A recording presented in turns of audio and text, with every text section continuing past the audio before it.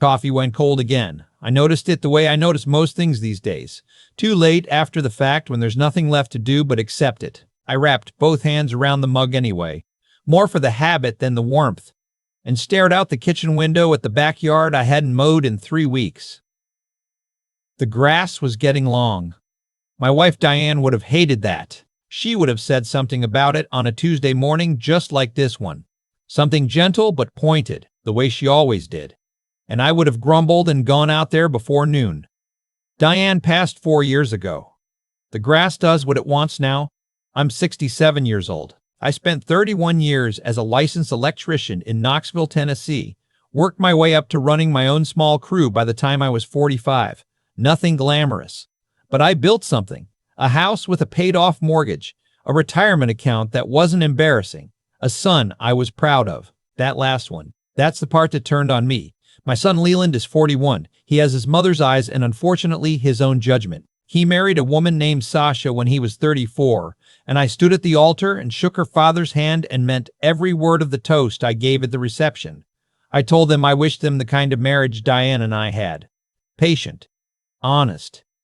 Built on something that could hold weight. I don't know exactly when things shifted. That's the honest answer. It wasn't one moment. It was a slow erosion, like water working through limestone, invisible until suddenly there's a cave where solid ground used to be. The first year after they married, Sasha was fine. Friendly enough. She called me by my first name, Raymond, which I didn't mind. She laughed at my jokes, or pretended to, which is basically the same thing at family dinners. But somewhere around year 2, something changed in how she looked at me. Not at me exactly. More like she started looking at what I had. The house, mainly. Leland and Sasha were renting an apartment in Maryville, about 20 minutes from me. It was a decent place, nothing wrong with it. But Sasha had decided she wanted to be closer to her sister in Chattanooga, which meant buy-in, which meant they needed a down payment, which meant, and this is where I come in, could Dad help out a little? I gave them $40,000. I want to say that plainly, $40,000 from my retirement savings, because my son asked me, and because I believed it was a loan, and because Leland looked me in the eye and said, "Pop, I'll pay you back, I swear." That was 3 years ago. I never brought it up again. I'm not built that way. Diane always said I had too much pride to ask for what I was owed, and she was right, and I knew she was right, and I still couldn't make myself do it. Every time I thought about bringing up the money, I'd look at Leland's face, and something in me would just let it go. They bought a house in Chattanooga. Nice place. 4 bedrooms, which struck me as ambitious for 2 people. But what did I know? I visited twice in the first year. The second visit was the last time I felt welcome there. My granddaughter was born 8 months after they moved in. They named her Ivy. 7 pounds, 4 ounces, born on a Wednesday morning, and when the nurse put her in my arms for the first time, I completely lost it. 63 years old, standing in a hospital corridor in Chattanooga, Tennessee, crying like I hadn't cried since I buried my wife. Ivy looked up at me with those vague, unfocused, newborn eyes, and I made her a silent promise. I promised I would always show up. I kept that promise. Every month, sometimes twice a month, I made the 2-hour drive down I-75. I brought things not extravagant, just practical. A bag of groceries here, a case of diapers there. I fixed a leaking pipe under their kitchen sink. I rewired a faulty outlet in the nursery that Leland hadn't gotten around to, and that was frankly a fire hazard. I didn't charge him. I didn't keep a ledger. I just showed up and I helped because that's what fathers do and that's what grandfathers do, and I thought we all understood that. Sasha understood something different. I started to notice it in small ways. She'd be on her phone when I arrived, barely look up. She'd take Ivy to the back of the house when I was in the living room for reasons that were never quite explained. One Sunday, I drove down with a lasagna, Diane's recipe, the one Leland grew up on, and Sasha told me they were busy, and I stood on the front porch for a moment before I realized she wasn't going to invite me in. And then I drove 2 hours home with a full lasagna dish in my passenger seat. I told myself she was tired. New mother, long days. I gave every benefit of every doubt I had. Then came the afternoon in October. I'd called ahead. I want to be clear about that. I called Leland the night before and he said, "Sure, come by around 2. We'll be here." So I drove down. I brought a little wooden toy chest I'd spent 3 weekends building in my garage, sanded smooth, painted yellow because that was Ivy's color. Her room was full of yellow. I carried it up the front walk, and the door opened before I knocked. Sasha stood in the doorway. She was dressed like she was going somewhere, though they'd said nothing about plans. "Raymond," she said. "Not hello. Just my name." Like a verdict. I held up the toy chest. "Built this for Ivy. Thought she could use. I need to talk to you about something," she said. She didn't move to let me in. I set the toy chest down on the porch. I waited. She told me that I was too present. Those were her words exactly. Too present. She said that she and Leland needed space to raise their family without interference, and that my monthly visits were making her uncomfortable, and that she had discussed it with Leland, and they both agreed that going forward I should call before coming over and limit my visits to once every 6 weeks or so. I stood there on that porch and I looked at my son's house, and I thought about $40,000 and 3 weekends of sanding and 2-hour drives with lasagna dishes in my passenger seat, and I didn't say any of that. I asked quietly whether Leland was home. "He's busy," she said. "Can I see Ivy?" Something crossed her face then. Not guilt exactly. More like calculation. "She's sleeping," she said. I nodded. I picked up the toy chest. My hands were shaking slightly, and I hoped she didn't notice, and I walked back to my truck. I sat in the driveway for a moment. I could see the upstairs window of Ivy's room from where I was parked. The yellow curtains were open. I don't know if she was sleeping or not. I put the truck in reverse and I left. I did not cry on the drive home. I want to be accurate about that. I was too hollow for crying. I just drove, both hands on the wheel, watching the Tennessee hills go past, thinking about nothing in particular and everything at once. I called Leland that evening. He answered, which surprised me a little. "Pop," he said. He sounded tired. "She spoke to you about this? About limiting my visits?" A pause. Long enough to answer the question before he opened his mouth. "She's got some concerns," he said. "I think we just need to give everyone a little breathing room." "Breathing room," I repeated. "It's not a big deal, Pop." I wanted to say, "Your daughter is 2 years old, and I built her a toy chest, and I fixed a fire hazard in her nursery, and I gave you $40,000 that you never mentioned again, and your wife just turned me away from the front porch like I was a stranger. And you're on the phone right now calling that not a big deal." I said, "All right, Leland, you take care of yourself." I hung up and I sat in my kitchen with the cold coffee and the long grass out the window, and I thought about what Diane would have told me to do. She would have said, "Don't get loud, get clear." I started getting clear. The first thing I did was call my accountant, a man named Phil Garrett who I trusted for 15 years. I told him I wanted to review my estate documents, my will, my beneficiaries, everything. He didn't ask why. Phil is a good accountant. He just pulled the files and we went through them together, and I made some adjustments that I won't detail here, except to say that I made sure everything I'd built was going to end up exactly where I intended it to. The second thing I did was call a lawyer. His name is Jim Ashby, and he came recommended by a man at my church who'd gone through a difficult divorce and said Jim was the kind of attorney who actually listened. I explained my situation. The $40,000, the pattern of behavior, the access to my granddaughter being used as a form of leverage. Jim listened for about 40 minutes without interrupting.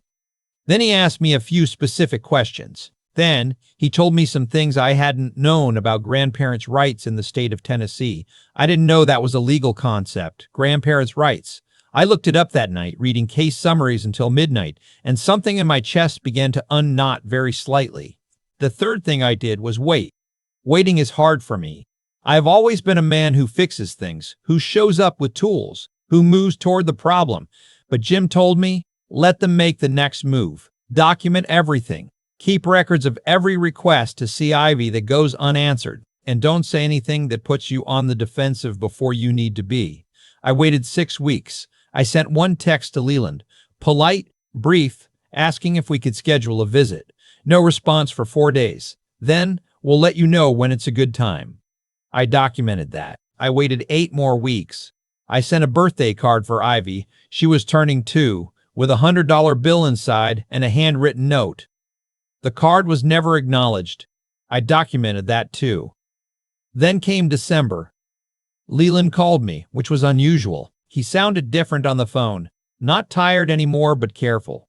Rehearsed, almost. He said that Sasha had been going through some financial stress related to a business she was trying to start, an online retail venture of some kind, and that they were having some difficulty with cash flow, and that he'd been thinking that maybe the house in Knoxville, my house, would be a good solution. What kind of solution? I asked. If you were to add us to the deed, he said, as co-owners, it would help us qualify for a business line of credit. I let the silence sit there for a moment. Your mother and I paid off that house in 2009, I said. I know, Pop. That's kind of the point. And what happens to the house if the business line of credit goes bad? Another calculated pause. We'd work it out, he said. I told him I'd think about it. He said to take my time. He sounded relieved that I hadn't said no outright, which told me everything about how he'd expected the conversation to go. I called Jim Ashby the next morning. Jim told me what I'd already have figured out on my own, that adding them to the deed would expose my house to any business debts or legal claims against them, and that given what I'd described about the pattern of behavior, he strongly advised against it. He also told me something that settled into my stomach like a cold stone. Raymond, he said, if they become co-owners of that property and something happens to you, the situation gets very complicated. You need to make sure your estate is airtight. I spent the rest of December being airtight. I had a detailed conversation with Phil. I updated my will. I set up a small trust, not enormous, but enough to protect the house and what remained of my retirement savings. I made sure Ivy was named as a direct beneficiary for certain things, separate from Leland and Sasha, so that whatever happened between the adults, my granddaughter would still have something from me when she was old enough. I told no one any of this. In January, Leland called again. He wanted to know if I'd thought more about the deed. I said I had. I said I wasn't going to add them to the deed. The silence on the other end of the phone was the loudest thing I'd heard in years. Pop, he started. That's my decision, I said. The house stays in my name. I heard Sasha's voice in the background, low and sharp, though I couldn't make out words. I think, Leland said slowly, that you're being selfish. That word hit me differently than I expected. Not with anger exactly, more like a kind of grief. I looked at my kitchen, the house his mother and I built our life in, and I thought about what selfish actually meant to me. All right, I said. I love you, Leland. He hung up. For 3 months after that, I heard nothing. No calls, no texts. I sent Ivy a Valentine's Day card, a small stuffed rabbit for Easter. No acknowledgement. Then, in April, my phone rang at 7 in the evening. Unknown number, Chattanooga area code. I almost didn't answer. It was Sasha. She didn't say hello. She said, you need to understand that you have put a tremendous amount of stress on this family and on my marriage, and I think it would be better for everyone, especially Ivy, if you just step back and let us live our lives. I said nothing. Did you hear me? She said. I heard you, I said. You are not the center of this family, she said. Her voice was controlled, but the edges were fraying. Leland has tried to have a relationship with you, and you have made it impossible with your judgment and your presence and your, Sasha, I said. She stopped. I have one question, I said. Is Ivy healthy? A beat of silence. What? Is my granddaughter healthy and safe? Yes, she said, thrown off now. Of course she is. Good, I said. That's what matters to me. Good night. I hung up. My hands were very steady. I noticed that. I thought Diane would have been proud of that. I called Jim the next morning and told him what had happened. He said, write down every word you remember, date and time, and send it to my email. I did. 2 weeks later, Jim filed a formal petition for grandparent visitation rights in Hamilton County, Tennessee. Leland called me 40 minutes after he was served. What is this? He said. Not a question, a statement of shock. It's a legal petition, I said. I'd like to see my granddaughter. You're suing us. His voice cracked somewhere in the middle of that sentence. I'm exercising a legal right, I said. One I wouldn't need to exercise if we could just work this out between us. Sasha is... He stopped. Started again. Pop, this is going to cost us money we don't have. I know, I said. I'm sorry about that. I didn't want it to go this way. Another long silence. And then something shifted in his voice. The rehearsed quality dropped away and he sounded, for the first time in years, like the boy I raised. Pop, he said quietly. Can we talk? Just us, without, can you come down here? I drove to Chattanooga on a Saturday morning in May. Leland met me at a diner on Broad Street, just the two of us. Sasha was not there. We sat across from each other in a vinyl booth and ordered coffee, and neither of us touched it for the first 10 minutes. He talked. I listened. He told me things I hadn't known. About the pressures Sasha put on him. About arguments they'd had over money. About a period of 6 months where things between them had been bad enough that he'd slept on the couch. He told me that he'd known about the $40,000 conversation before he'd asked for it. That it had been Sasha's idea, structured as a loan with no written agreement specifically because she'd calculated I wouldn't push for repayment. He told me this like a man confessing, not like a man making excuses. I'll give him that. I told him about the trust, about the petition, about what I'd learned regarding grandparents' rights in Tennessee. I told him that I had no interest in making his life harder, but that I would not be kept from Ivy. He nodded. He was quiet for a long time. She's been asking about you, he said finally. I looked at my coffee cup. Ivy. She has this toy chest in her room, the yellow one. She calls it Grandpa's box. Sasha wanted to get rid of it, and Ivy threw an absolute fit. I didn't trust my voice for a moment, so I waited. I'll fix this, Leland said. I don't know exactly how yet, but I'll fix it. We didn't hug when we left, but he walked me to my truck and we stood there in the May sunshine for a moment, and he put his hand on my shoulder and I put my hand over his, and that was enough. The legal petition was withdrawn 6 weeks later by mutual agreement. In exchange, Leland and Sasha signed a formal visitation agreement, something Jim drew up, clear and simple. I see Ivy twice a month. I pick her up Saturday morning, bring her back Sunday evening. Leland always answers the door when I arrive. Sasha stays in another part of the house, usually. We are civil. That is enough for now. Last month, Leland came alone one Saturday while Ivy was with me. He sat at my kitchen table and drank coffee, and we watched Ivy chase squirrels around the backyard, unsuccessfully, triumphantly, for about an hour without saying much. Before he left, he handed me an envelope. Inside was a cashier's check for $8,000. A note in Leland's handwriting. First payment. There will be more. I didn't say anything right away. I folded the note back into the envelope. Thank you, I said. I'm sorry it took this long, Pop. Yeah, I said. Me too. He left. Ivy waved at his car from the driveway until it disappeared around the corner. Then she turned to me with that completely unguarded face she has, the one that still catches me off guard every single time, and she said, Grandpa, can we go see the squirrels again? We can go see the squirrels again, I said. The grass is mowed now. I finally got around to it. Took me about an hour on a Wednesday afternoon with the old push mower, going row by row the way I always have, the way Diane used to watch me from the porch with her tea. I thought about what I'd almost let go of. The house, sure. The money, yes. But mostly I thought about those Saturday mornings, Ivy at the kitchen table eating the scrambled eggs I make her. She likes them plain, no salt, which I respect, asking me questions about everything she sees. Why do squirrels bury things? Why is the sky that color in the evening? Why did I keep the yellow toy chest in my garage for 3 months before I gave it to her? I told her the truth on that last one. I told her I was saving it for the right moment. She thought about that very seriously, the way 3-year-olds do, and then she said, Okay, Grandpa. And that was that. Court documents and cashier's checks and 2-hour drives with cold lasagna. All of it funneling down to a 3-year-old accepting my explanation without question and asking if she could have more eggs. I stood at that stove and I flipped those eggs and I thought, Diane, you would have loved this so much. You would have absolutely loved this. I've been thinking a lot lately about what it actually costs to stay quiet.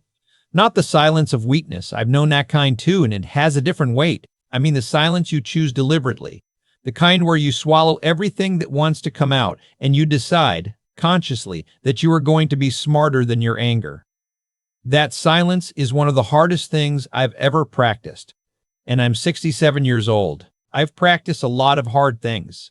When Sasha shut that porch door in my face, my first instinct was the same one any man has, to push back, to raise my voice, to make sure she understood exactly what she was doing. Everything in me wanted to say, do you know what I've given? Do you know what this family cost me and what I gave freely anyway? But I had enough sense left, or maybe just enough grief, to understand that none of those words would have gotten me 1 inch closer to my granddaughter. They would have only handed Sasha exactly the version of me she wanted everyone to see. So I picked up the toy chest and I walked back to my truck and I let her have the moment. What I've come to understand, not from a book, not from anyone telling me, but from living it, is that cause and effect don't care about your feelings. They just move forward, steadily, the way a river moves. What you put into a relationship is what builds up in the riverbed. What you take without giving carves channels that eventually go somewhere you didn't plan. Sasha spent years calculating, and the calculation was precise. Take the money without a paper trail. Limit the old man's access. Use the granddaughter as leverage. Then go after the house. It was a strategy, and for a while it was working. But strategies built on taking from someone who has been quietly, patiently building, those strategies have a ceiling, because the person being taken from doesn't disappear. They just get clear. Leland is the part of this I think about most. My son. I raised him with everything I had, not perfectly, nobody does this perfectly, but with genuine love and genuine intention. And somewhere along the way, he chose the easier thing, which was to go along. To stay quiet when his wife turned his father away. To make that phone call about the deed. To sleep on the couch for 6 months rather than say, "This is wrong and I won't be part of it." I don't say this with bitterness. I say it because I think it's the truest thing about what happened. The greatest damage wasn't done by a woman who was, in some ways, just following her nature. It was done by a man who knew better and chose comfort over conscience. And yet, that Saturday at the diner on Broad Street, when the rehearsed quality dropped out of his voice and I heard my son again, the real one, not the one who'd been managed into someone else's decisions, that mattered to me more than any cashier's check ever will. That was the moment that cost him something real, telling the truth about how it had gone. Sitting across from his father and not flinching from it. That's what I'd call the beginning of integrity. It's not a dramatic thing. It doesn't announce itself. It's just the moment a person decides to stop taking the easy path and starts taking the true one, even when the true one is embarrassing and hard. I think about what I want Ivy to understand someday when she's old enough to understand anything. I want her to know that the toy chest in her room was built by someone who showed up, who drove 2 hours with lasagna that went uneaten and still came back, who didn't walk away when walking away would have been so much simpler. I want her to know that dignity isn't something you perform. It's something you practice in the moments when nobody is watching and nothing is guaranteed. I don't know what she'll remember of any of this. She's 3. Right now, what she remembers is that Grandpa makes eggs plain, and that squirrels are very fast and impossible to catch. That's probably enough for now. The grass is mowed, the house is still mine. And on Saturday mornings, Ivy sits at my kitchen table and asks me questions I don't always have answers to. And I tell her the truth about that too. That's all I've got. Turns out, it's plenty.